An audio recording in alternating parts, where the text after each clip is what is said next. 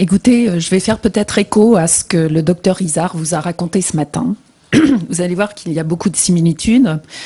De manière un peu différente, moi je donne notre témoignage de famille et cela concerne ma fille Oriane. Je vais d'abord commencer par vous lire ce qu'elle a écrit. Elle n'a pas pu venir aujourd'hui. Oriane a 24 ans et elle est atteinte de myofasciite à macrophage depuis 6 ans maintenant, diagnostiquée il y a 3 ans. Il s'agit de ses propos. Je suis atteinte de myofasciite à macrophage à la suite du vaccin contre le papillomavirus Gardasil.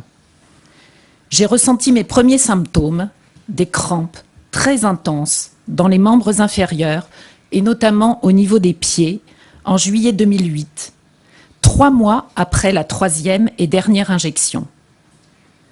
Outre les réactions locales violentes, déjà entre la 2e et la 3e injection, lorsque j'avais voulu refaire de la natation, j'avais ressenti des crampes violentes, ce qui ne m'était jamais arrivé alors que je faisais beaucoup de danse, jusqu'à 8 heures par semaine, et ce depuis l'âge de 5 ans. J'étais alors en première année de médecine. Le diagnostic ne fut posé, lui, qu'en septembre 2011, grâce à une biopsie musculaire et après 3 ans d'errance médicale. Pourtant, mes parents sont l'un médecin, l'autre infirmière, mais nous n'arrivions pas à y croire. Que dire de ce gâchis? Que le gros problème actuellement, vraiment le gros problème des malades, c'est la méconnaissance et la non-reconnaissance de la maladie d'origine vaccinale. Le corps médical n'est pas informé des possibles effets indésirables des vaccins. Les effets indésirables de la vaccination ne sont donc pas déclarés, ou fort peu, à la NSM. La non-reconnaissance entraîne un déni de la part du monde médical, qui ne se soucie pas des répercussions et de la violence que cela inflige aux malades, ou plutôt aux victimes. Les victimes, parlons-en. Elles deviennent suspects d'avoir osé déclarer un effet secondaire grave à la vaccination. Sans reconnaissance, les malades n'existent pas. On l'a vu, ils sont psychiatrisés, ils sont mal diagnostiqués, ils sont mal suivis quand ils ne sont pas abandonnés. La prise en charge administrative de ces malades est impossible. Comment faire reconnaître une invalidité? Comment monter un dossier à la maison départementale du handicap? Mais aussi, pas de recherche engagée, pas d'écoute des signaux d'alerte, pas de principe de précaution mis en place. On l'a vu avec les vaccins sans aluminium. Alors, ce que je ressens en tant que soignante, c'est de la maltraitance, une énorme maltraitance. Ces malades sont maltraités par violence psychique et morale, par violence médicale, avec défaut de soins, abandon de soins, négligence passive. Est-ce ainsi que le doute doit bénéficier aux patients? Pour notre fille, c'était le vaccin de trop, celui qui l'a fait basculer dans la maladie. Alors comme elle, nous demandons une information transparente, une reconnaissance des effets secondaires de la vaccination, une vraie reconnaissance de la maladie. C'est la sécurité vaccinale, c'est de la sécurité vaccinale dont nous avons besoin pour nous, pour nos enfants, pour nos petits-enfants. Et non pas d'être catalogués d'anti-vaccinaux, ce que nous ne sommes pas.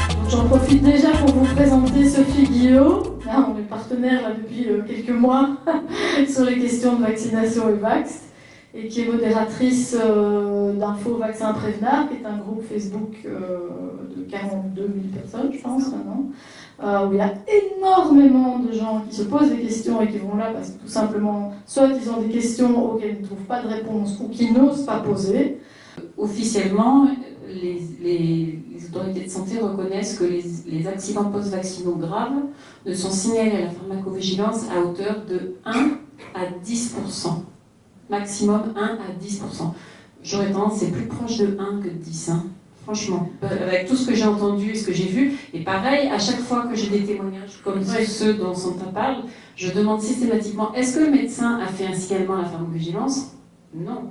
Est-ce que tu peux nous citer cet exemple-là que je trouve qui était vraiment frappant de ces parents médecins Oui, voilà.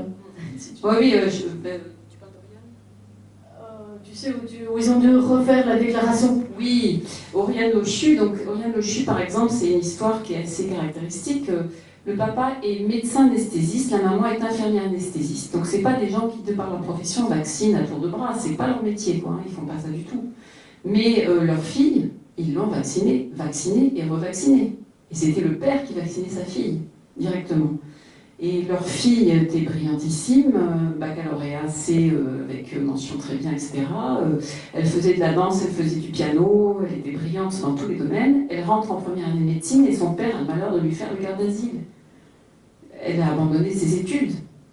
Sa vie est, entre guillemets, foutue. Une hémophagie à macrophage déclarée et reconnue par la biopsie faite à Créteil et Mont-d'Or. Quand ces gens-là, qui sont du monde médical, ont dit à leurs confrères « ma fille subit un dommage vaccinal », il y a énormément de gens qui leur ont tourné le dos. Donc, est-ce que c'est pour ça? Je ne sais pas, mais en tout cas, ils continuent à déclarer « cependant, ma fille étant victime d'un accident post-vaccinal, nous continuons à la vacciner ». Déjà ça, je trouve ça assez énorme. Et puis ensuite, le papa d'Oriane a fait lui-même la déclaration à la pharmacovigilance concernant sa fille. Et il avait un numéro de dossier, donc quelques mois plus tard, il reprend des nouvelles pour savoir où en était le dossier avait disparu. Donc il a refait une seconde fois une déclaration. Et à nouveau, le dossier a disparu. Il faut pour faire une déclaration. Donc il a refait 3 fois la déclaration à la pharmacovigilance pour que le dossier ne disparaisse pas quand même. Donc imaginez le nombre de dossiers qui partent à la poubelle. Enfin, il y a vraiment un problème. Il y a vraiment un problème. La pharmacovigilance est inexistante. Virginie Bell a écrit un bouquin il y a quelques années, c'est une journaliste, elle a écrit un bouquin qui s'appelle « Faut-il faire vacciner son enfant ?» Et il y a un chapitre où elle explique qu'elle a contacté l'Agence nationale de sécurité du médicament, l'ex-AFSAPS, pour leur demander quels étaient leurs chiffres sur les accidents post-vaccinaux en France. La réponse de l'AFSAPS, ça a été « Il n'y a pas d'accident, nous n'avons pas de chiffres ». On sait très bien qu'il y a des accidents, bien sûr qu'il y en a.